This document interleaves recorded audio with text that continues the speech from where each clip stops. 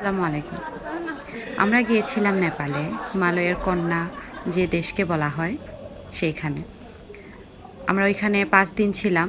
১ তারিখে গিয়েছিলাম এবং ৫ তারিখে আবার ঢাকা ব্যাক করেছি।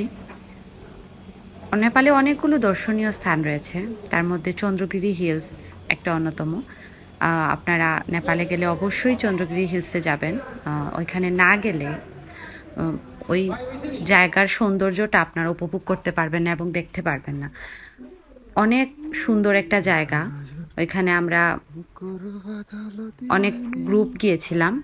কুমিল্লার একটা গ্রুপ ছিল, আমাদের সিলেটের একটা গ্রুপ ছিল। প্রায় ৬০ জনের মতো আমরা ওইখানে গিয়েছিলাম এবং ৫ দিন স্টে করেছিলাম। আমরা যাদের সাথে গিয়েছিলাম তারা সবাই খুব ভালো ভালো ছিল, খুব মিশুক ছিল। আমরা সবাই খুব মজা করেছি, আনন্দ করেছি।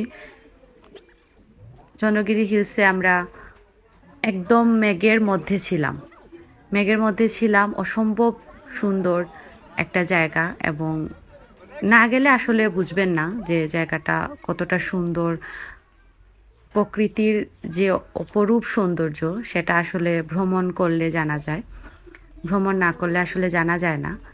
তো নেপালে আমরা গিয়ে যে সৌন্দর্যটা উপভোগ করেছি, আমরা সবাইকে বলবো আপনারাও নেপালে যাবেন, ঘুরতে যাবেন এবং গেলে অবশ্যই চন্দ্রগিরি হিলসে যাবেন।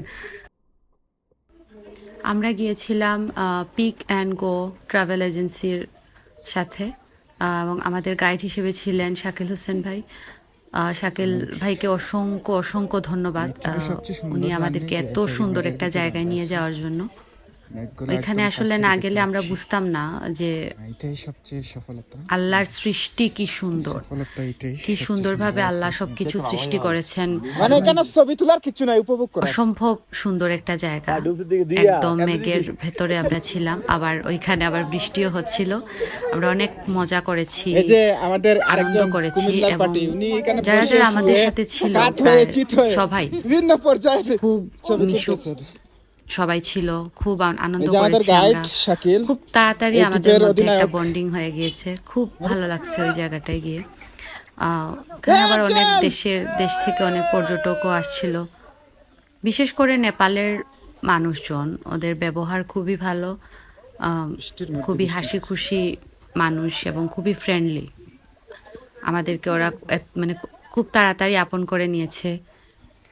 চন্দ্রগিরি হিলসে গিয়ে আমরা কিভাবে কেবল কার চড়লাম এবং কতটুকু উচ্চতায় উঠেছিলাম এগুলো আমরা আপনাদেরকে পরবর্তী ভিডিওতে জানিয়ে দিব।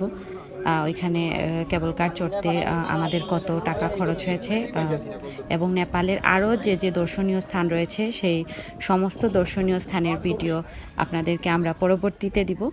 আজকে এই পর্যন্তই। আসসালামু আলাইকুম।